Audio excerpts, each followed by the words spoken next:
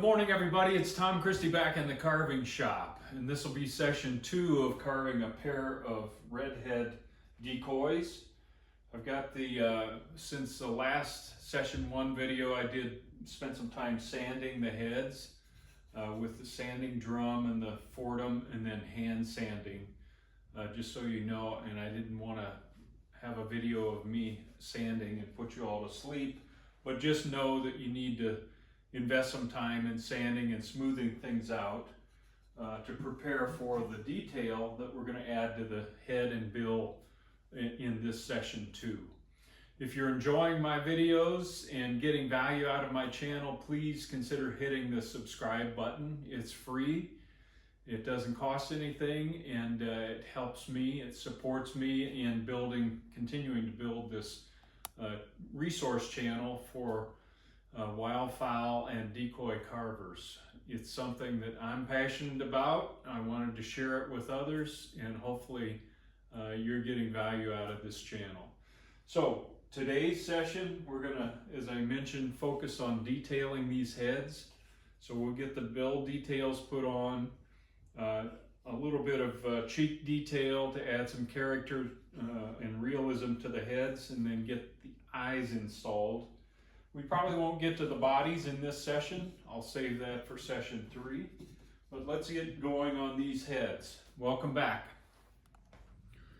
First thing I want to do is, there's a little ridge on the lower edge of the upper mandible.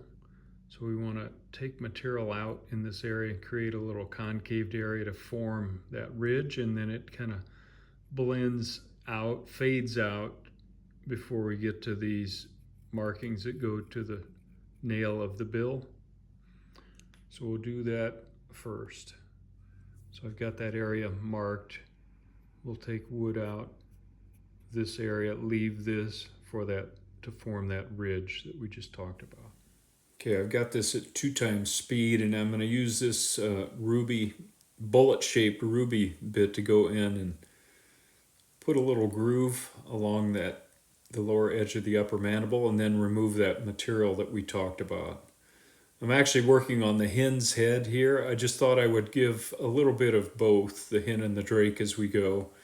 The carving is going to be very similar, but it still may be helpful to take a look at both as we go along and try not to duplicate too much.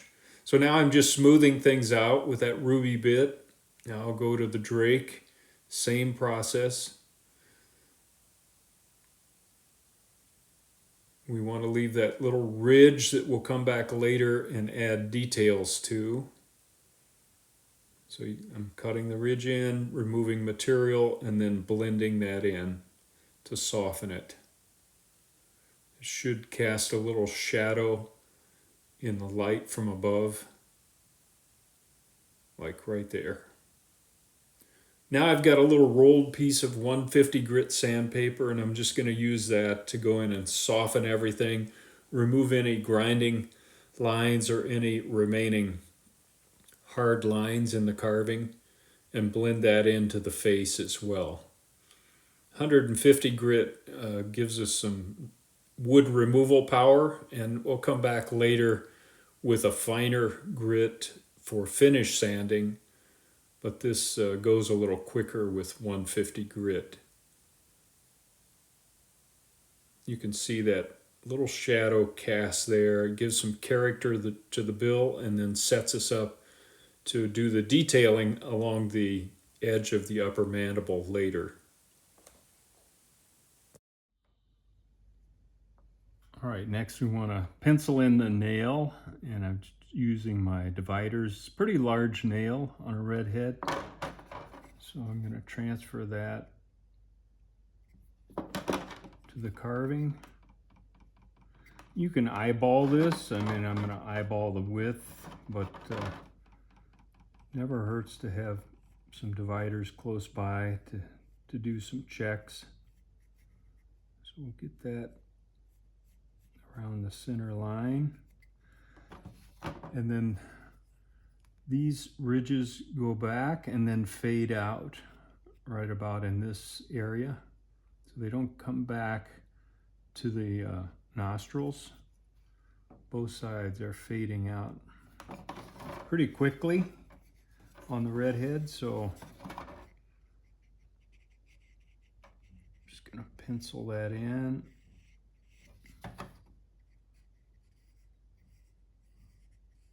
I'm using my finger to draw a consistent line.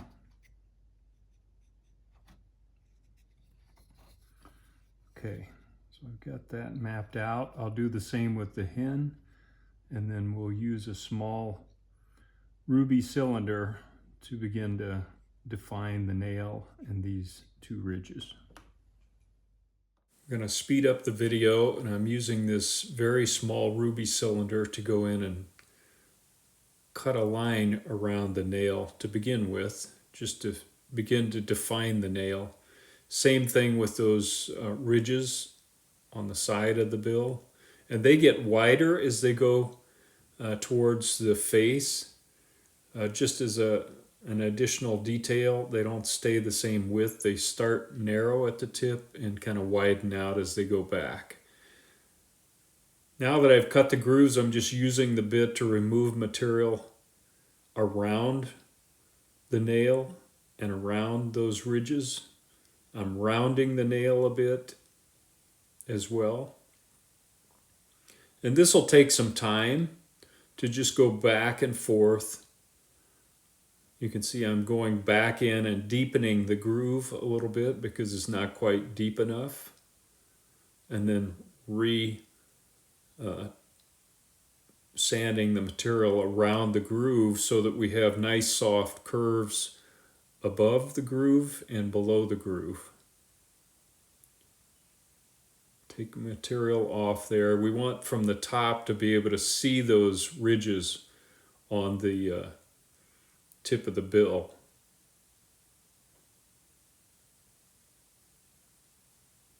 So I'm showing a lot here, but I think it might be helpful just to see the whole thing.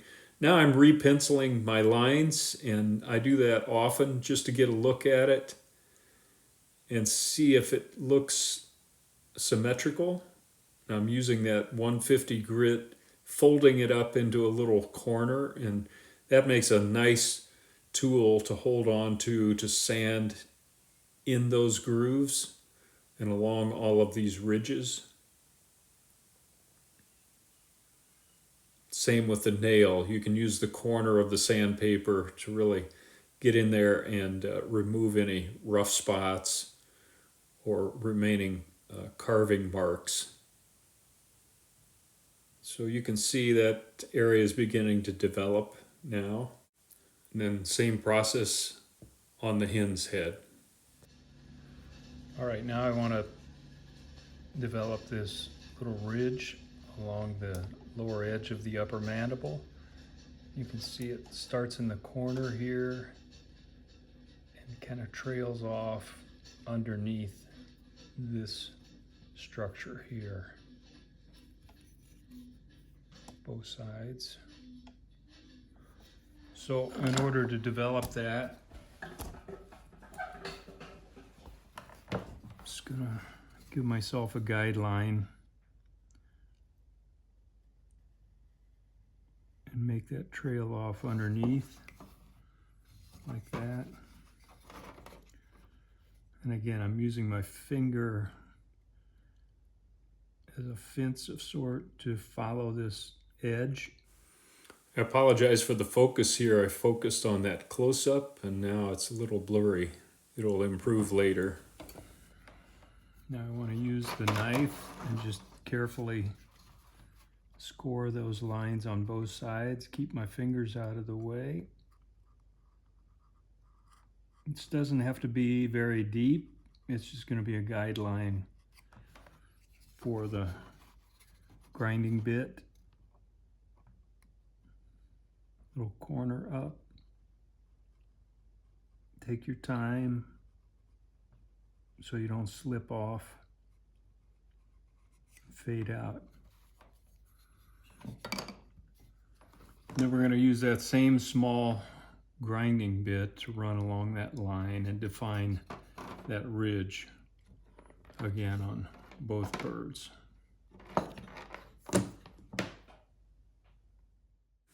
Now the focus is better. I'm going to use this little ruby cylinder and just lightly go along the scored line to create a little groove there, and then work at rounding that groove as it goes up into the bill and also as it goes down.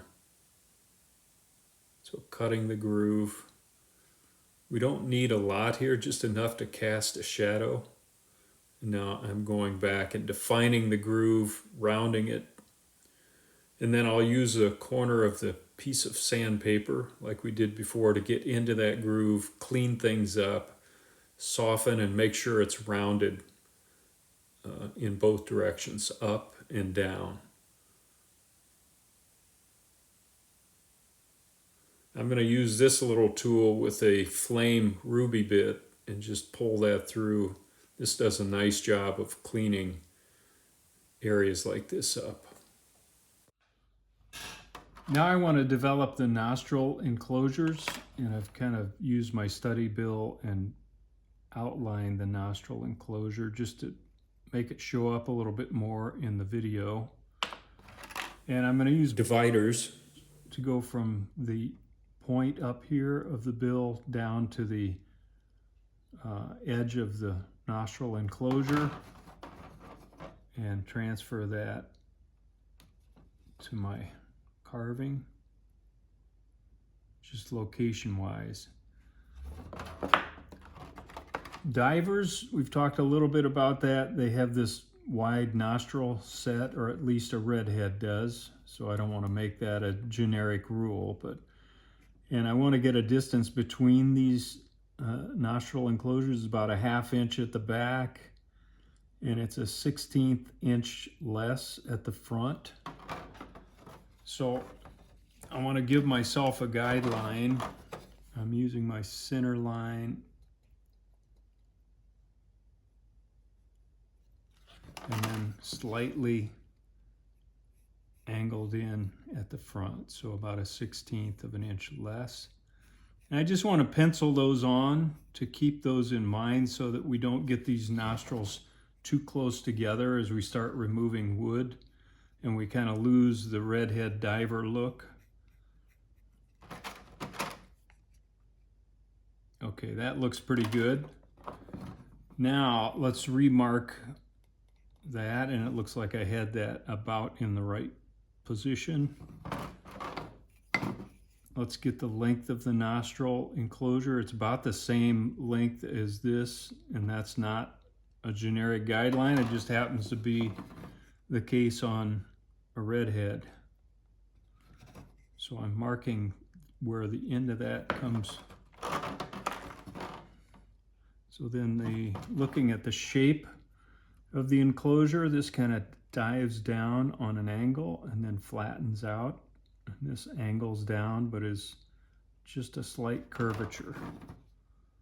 So slight curvature, dives down, kind of flattens out to a point on both ends. I'm going to get one more reference dimension, just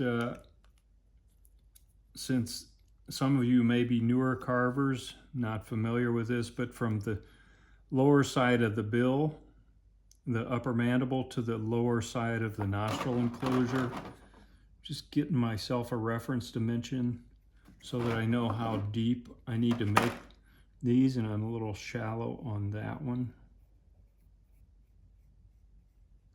The other thing this helps you do is get symmetry from side to side, so we don't get a nostril one higher than the other as you look at them from the front. So this dives down again to about that mark.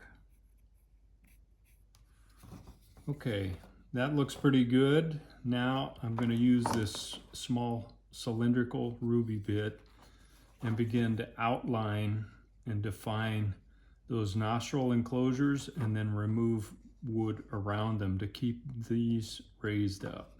I'm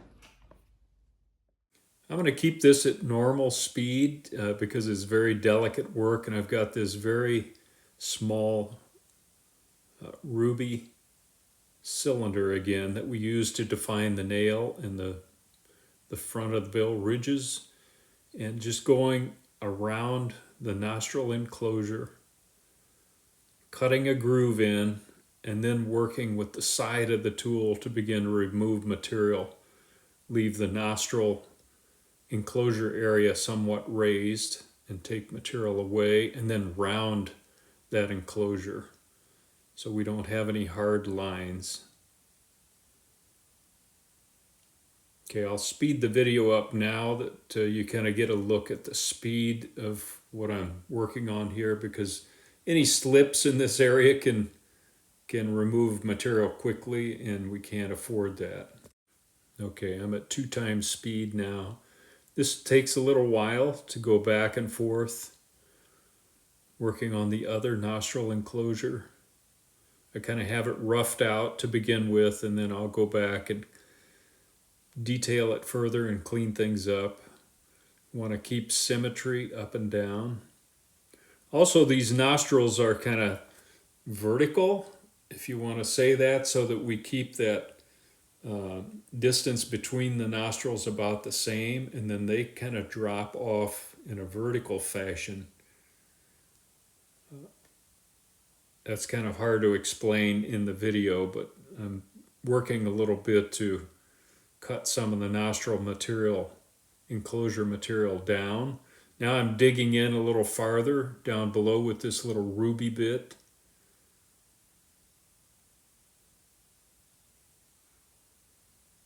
And just rounding around this shape makes it easier to get around the nostrils and blend things out in the surrounding areas.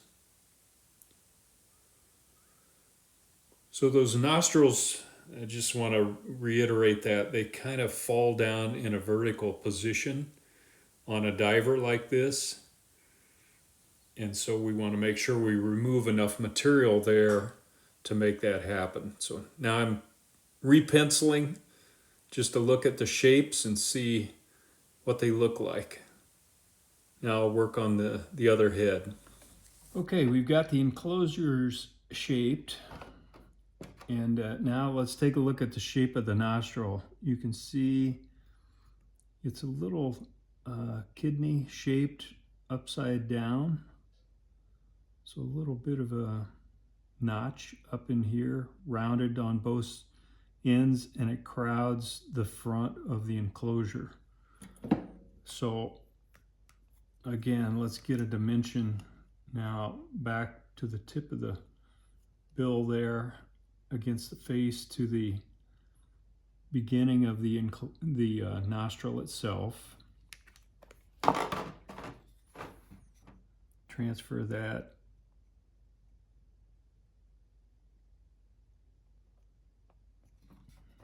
on both sides. And then the length of the nostril.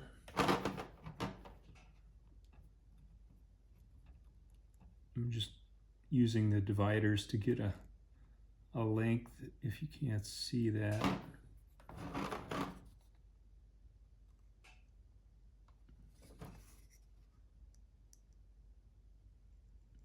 And then I'm going to pencil in that shape that we talked about. It kind of, the nostril hugs the lower edge of the nostril enclosure, so a little bit more on the top. So we're going to go back here. I'm going to go low, hug that edge, go to the front, and make that little notch in the middle on the top. Like that. Do that both sides, and then we'll open those nostrils up. I'm going to leave this at normal speed or actual speed, and I'm using a very small ruby ball to go in and define the nostrils. This is very delicate work, so you really have to maintain control, and that's why I didn't want to speed this up either, so you can see the actual speed I'm grinding. Doesn't take a lot, but it's easy to make a slip here and ruin the good work you did on the nostril enclosures. So just go at this slowly to open those up. And then I like to use, after I knock off some of the excess material, because it tends to fuzz up as you carve there, I like to pencil in the nostrils, color those in, so you get a really good look at their position, their symmetry. Does it look natural?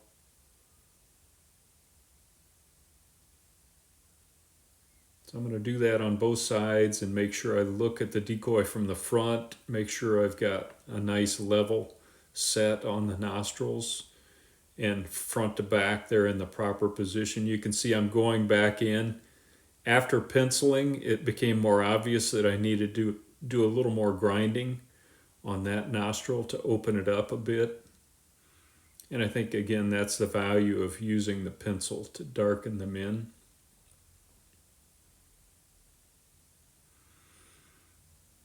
That's looking pretty good. Checking the symmetry from the front, looks good. I'll do the same thing on the hen. I'll speed this up since we've looked at the drake. Okay, we're at 2 times speed, same process here.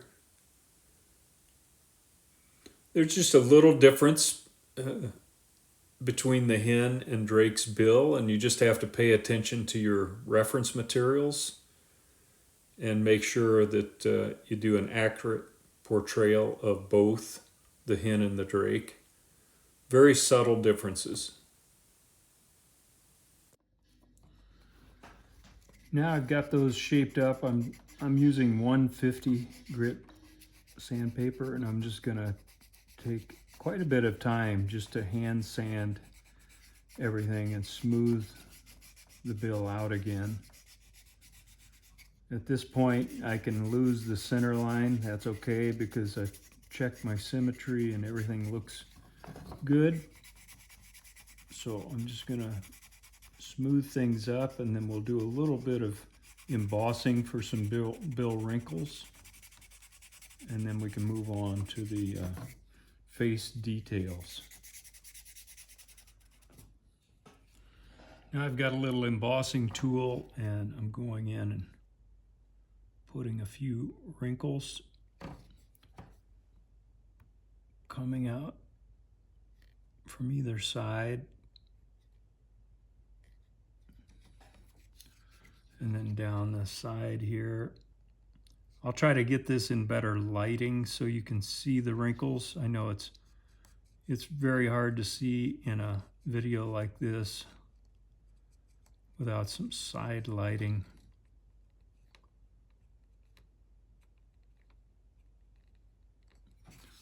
So I'm putting a few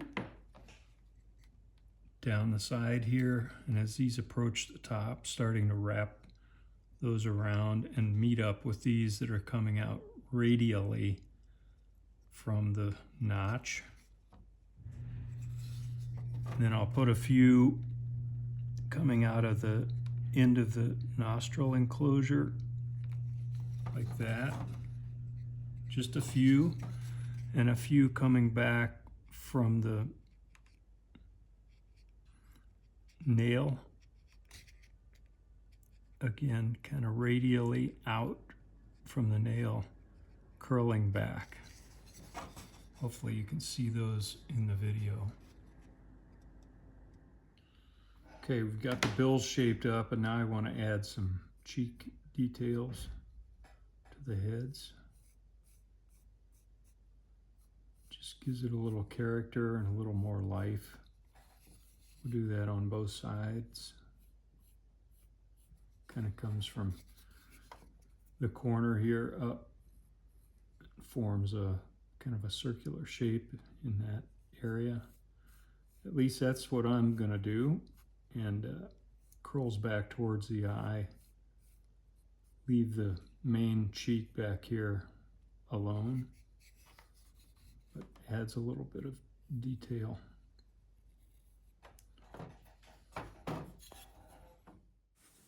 This will be at 2 times speed, and I'm using that bullet-shaped ruby bit to go in and cut grooves in to begin with.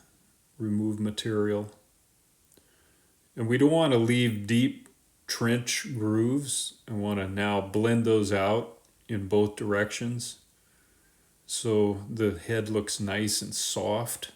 And these cast subtle shadows as opposed to anything harsh that a hard line is going to cast and look awkward on the face of the bird. So I'm just taking some time and blending those out in both directions. Need to go a little deeper, and you can just kind of see what overhead light is doing on the carving. See how these grooves are projecting, and sometimes I go a little deeper to make sure I'm getting a little bit of a shadow cast there. Now I'm going to use the 1/2-inch sanding disc with 150 grit paper in it. And I'm just going to use this to soften things further, but I'm also using it to shape things up, maybe deepen the grooves a bit until I'm happy with the way things look. We'll hand sand this after we do this rough sanding, but this makes the job a little quicker. I'll go ahead and speed the rest of this video up. This is 2 times speed. You can see I'm just using this to develop those cheeks, but also do some further blending and shaping of the head while I have it.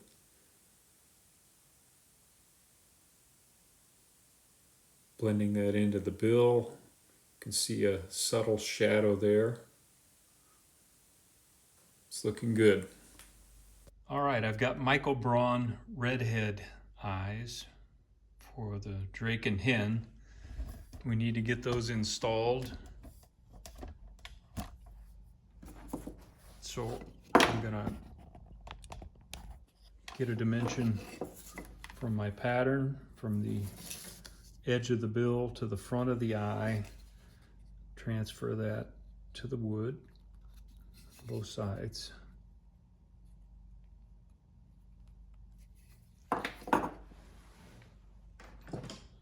Then I'm going to use my circle template. These are 10mm eyes, and I have marked the circle, which is 7/16 on my template.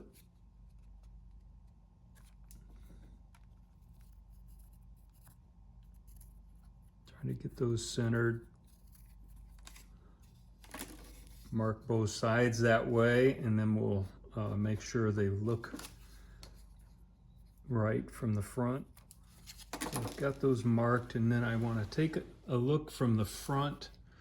Probably can't see it in the video, but try to make sure they look level before I start putting the holes in place. And those look pretty good.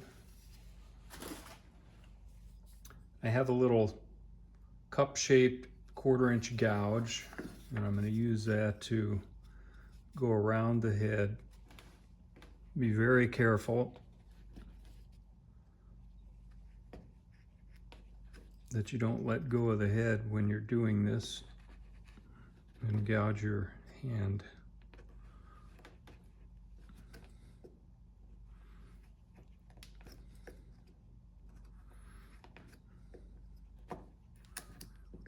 And then I'm going to pop out the material. We'll do that on the other side as well, and then install the eyes. All right, I've got the epoxy sculpt mixed. Mix it until it's a consistent color and you can't see 2 components anymore.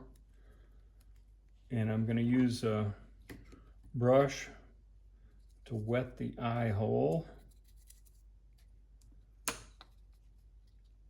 Push some epoxy in the eye hole.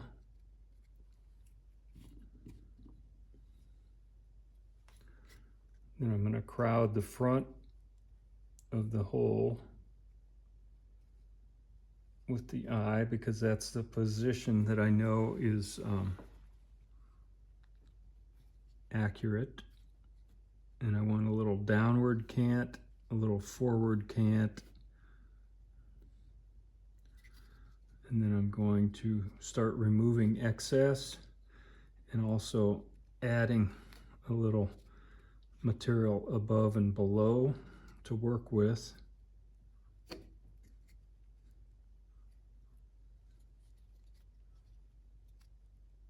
And pulling that into the wood so it kind of bonds to the wood, and then using my finger and the water. This is water-based epoxy putty. And I can just smooth that back and forth and really press it into the wood and feather it out. And the eye is kind of hidden at this point. That's okay, we'll open it back up. Right now I'm just trying to get this material spread around a bit.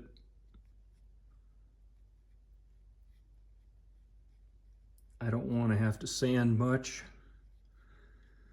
when this material sets. Now I'm going to go back in and use a little brush that is worn out, a little scrubber, but it's good for this purpose. It's got enough bristle left in it that it maintains some water, and I'm going to use it to move the putty around and kind of begin opening that eye up again, and then spreading the material out from the open eye and feathering that into the surrounding wood.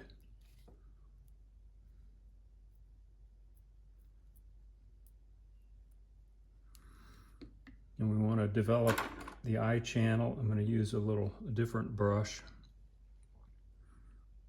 Just kind of pull through that area and open that channel back up a little bit so the bird can see down the eye channel to the bill. I know it's not a live bird, but we're trying to be accurate in our portrayal of a live bird. In case you were worried about me talking to my decoy. I'm just using this brush then to smooth material around and shape the eye. And the epoxy sculpt is nice because you can shape material after the fact as well. Once the material sets, it carves nicely. But I want to do as much as I can to not have to do a lot of carving after the fact or shaping.